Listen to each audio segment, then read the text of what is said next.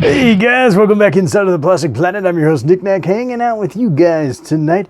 Guys, I got some awesome shit I gotta show off to you guys, including a really cool third-party action figure that came just this week, finally.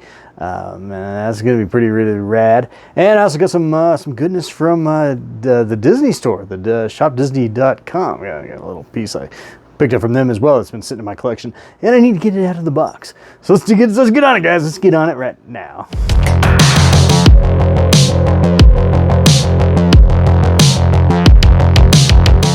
Alrighty guys, well first up tonight guys, I got Queen Amidala from episode 1, The Phantom Menace. Now of course this is an official release. This is actually from a company called Playtoy, which I never really heard of before, but apparently they make some pretty good quality stuff. And I ordered up this figure about 8 months ago and finally got it in the mail. So yeah, I'm pretty excited to get her out. Of course, she's not in an official capacity known as Queen Amidala. I think this is the Star Queen, but nevertheless, we're gonna check her out, man. Yeah, check out that bootleggy looking TIE fighter on the box there. But yeah, other than that, it looks really cool. Let's get her out, man. I'm kind of excited about this one. Alrighty guys, so first up here, she is in the packaging still, and I just removed some of these foam inserts right there. And I gotta tell you, man, I am kind of loving the simplicity here of this particular action figure. And I love a good Hot Toys, guys. You guys know that. I love Hot Toys shit. But man, I am so like just burnt out on accessory overload and just kind of the stress of unboxing a Hot Toys figure. Yeah, man, it almost makes me put off doing videos just because I hate unboxing them. I love them once I get them out and get them in my collection, but I do get pretty stressed about unboxing them. But man, the simplicity here is it's bliss. It's bliss. I just open it up, remove some inserts, and bam, there's the figure. So yeah, let's get her out, man. She's looking good. She's looking really good. Alrighty guys, well here is the Playtoy Star Queen, all removed from her packaging. First up, and as I've mentioned in my other videos, and I review a 1/6 scale figure, whether it be Hot Toys Sideshow or in this case Playtoy, I'm always going to check out the face sculpt first. And that is a beautiful looking face sculpt. That very much looks like Queen Amidala right out of the first prequel Star Wars film, The Phantom Menace. And the outfit is gorgeous. The soft goods on it are really exquisite. I do love the little tiny ovals there that go all the way around her gown, and the draperies and everything are just absolutely beautiful. This is one of the coolest character designs that I think Lucasfilm ever came up with, and that was Queen Amidala's many outfits she wore throughout the Phantom Menace. And I know these are based off of, in some cases, historical real world account of different outfits that royalty wore in many different cultures. And that's just the brilliance of George Lucas and the character designers at Lucasfilm, especially back during the prequel era. Absolutely gorgeous. But yeah, she's great, man. I am really in love with this figure. I think she looks really cool. I mentioned I was really relieved not to get a cornucopia of accessories with this piece, and you don't get any. There's no hand swap outs. There's no weapons. Obviously, why would you get a weapon? She didn't have a weapon, but yeah, there's literally none. I wouldn't have minded a stand. I got to be honest with you there. She's a little challenging to stand, but overall, I'm really pleased. She is beautiful, absolutely exquisite. Hey, don't be a dick. Subscribe to the channel. If you are subscribed, we love you. Alrighty guys, well for a piece as niche as this Queen Amidala, or Playtoy Star Queen as she's officially known, you wouldn't think that I'd have an official compare and contrast for you guys this evening, but au contraire, motherfuckers. That's right guys, well when you're a complete Star Wars hoarder, I usually have something to compare and contrast with, and in this case we have the Star Wars Episode 1 Hasbro Queen Amidala 1999 Portrait Edition. Picked this figure up, maybe about 2-3 years back at an antique store for a marginal 25 bucks. But anyway, I've kept her in the packaging. I'm going to continue to keep her in the packaging. But as you can see, just absolutely cool looking figure. And there is her, this version of Queen Amidala. This, of course, is once I said this is a Hasbro figure. But yeah, you guys can see the difference in the face sculpt, and it's quite jarring just how realistic this Playtoy version is compared to the old Hasbro.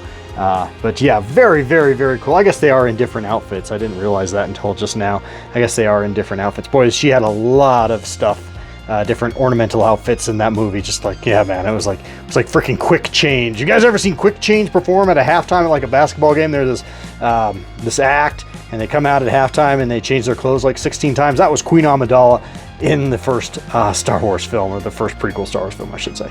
Yeah. So anyway, yeah, I guess that's my only compare and contrast for you guys, even though it's not even the same outfit. But yeah, pretty rad.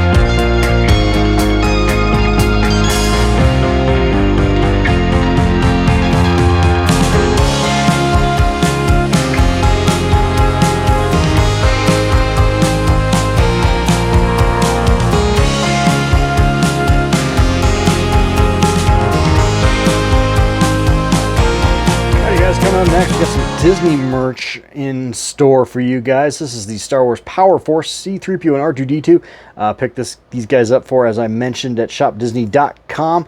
And I think I paid somewhere between $35 and $50 for these guys. I'm not sure exactly how much it came to after shipping. But yeah, this is really, really cool. C-3PO and R2-D2. I want to say these are 1/6 scale, but they're not. They're like slightly undersized figures. They're not quite 1/6 scale. They almost look like they'd like match up with like a Metacom C-3PO and R2-D2. But I don't even know if that's the case. But anyway, they're very, very rad. They've got electronic features that we'll get to here in just a second. But yeah, just looking at the figures themselves, really, really cool. The C-3PO looks really, really nice. Got some vac metal paint on there. Very, very cool. And of course, the R2-D2 has that signature throwback Kenner look to it, which we all know and love if you grew up in the late 70s and early 80s. That is every bit as R2-D2-esque as his appearance in the films. So yeah, really, really cool. That's the reason I bought the damn thing, because it looked like a vintage Kenner figure. It's so cool. There you guys, well, here these two are all removed from their packaging, and once again, I do really love that vac metal on the C-3PO, looking very, very, very nice. And the R2-D2 is pretty cool to boot as well. The R2-D2 does come with wheels on his bottom side there, so he does roll around, and that retractable third leg can be put up into the torso, which is also really, really cool. But yeah, I don't know much else to say about these guys. The C-3PO, by the way, does have 13 points of articulation, so he does have some movability, I guess, posability, I suppose. He's not a static figure by any sense, but he's also not exactly uber posable either. But yeah, these are fun. These are really, really fun. Oh, nice to see a familiar face. Sir, I am fluent in 6 million forms of communication. Oh my! What have you done? I'm backwards!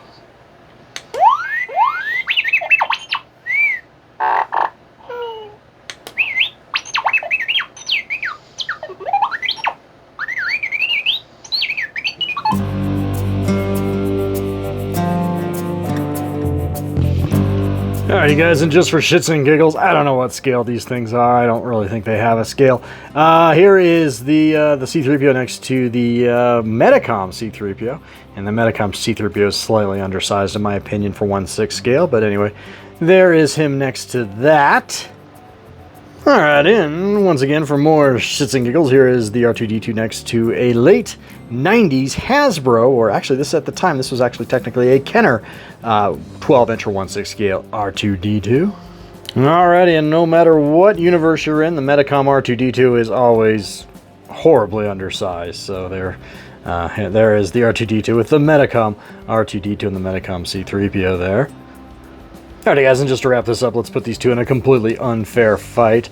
Here they are next to two Hot Toys versions of C-3PO and R2-D2. The R2-D2, I believe, is the Force Awakens R2-D2 from several years ago, and the most recent Return of the Jedi C-3PO there. Those two figures look absolutely stunning and gorgeous together, and completely to make these two look like just stupid toys, which I guess they are, so it's cool. Fun stuff, fun stuff.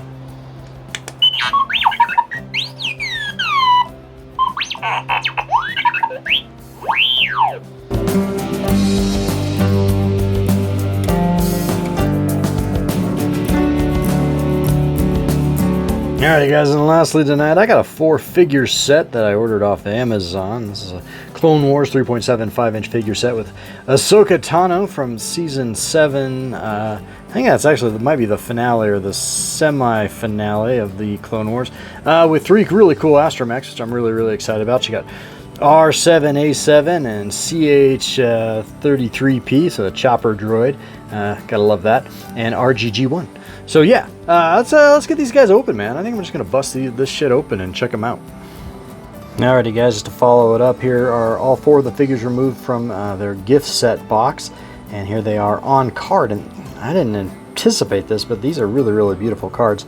And while I am not typically an on-card collector, I think I might actually, for now, keep these on card. But yeah, looking pretty cool.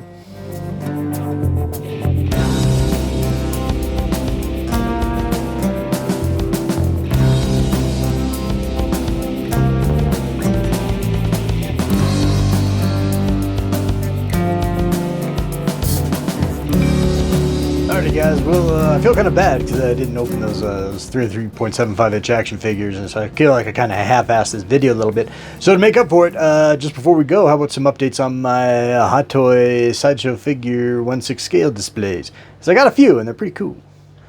Oh yeah, so check out this shit, guys. Now I know like a video or two back I mentioned that I thought I had accidentally fucked up one of my CCFL lightsabers, and one of those lightsabers was actually that Darth Vader lightsaber right there. And so basically I put them away. I just took them down, put them away, got them out of my sight, and didn't mess with them because I have a tendency to obsessive compulse over things and sometimes make things worse in the moment. So I just put them away and waited till later on, and, you know, a couple days later, a couple weeks had passed, and I got them out again. At least I got the Darth Vader one out. I haven't gotten the other one out, my other Luke Skywalker blue lightsaber. Anyway, so I got that Darth Vader out, plugged it in, and bam, it worked.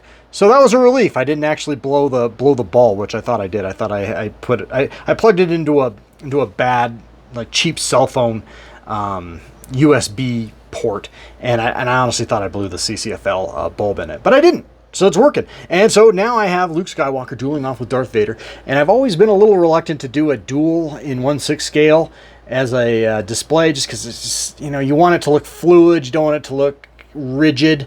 And this looks a little rigid, but not bad. Not too bad. So anyway, I got the newer, I should say, Hot Toys Bestman Luke Skywalker there, dueling off. And that is actually a 2014 Deluxe Sideshow Darth Vader. I think it looks pretty good. It looks pretty darn good. Thought about putting a Hot Toys Vader in there, and I may yet. But for right now, I don't know. That looks really, really good. I like that a lot. So, yeah. Kudos to me, right? Yeah.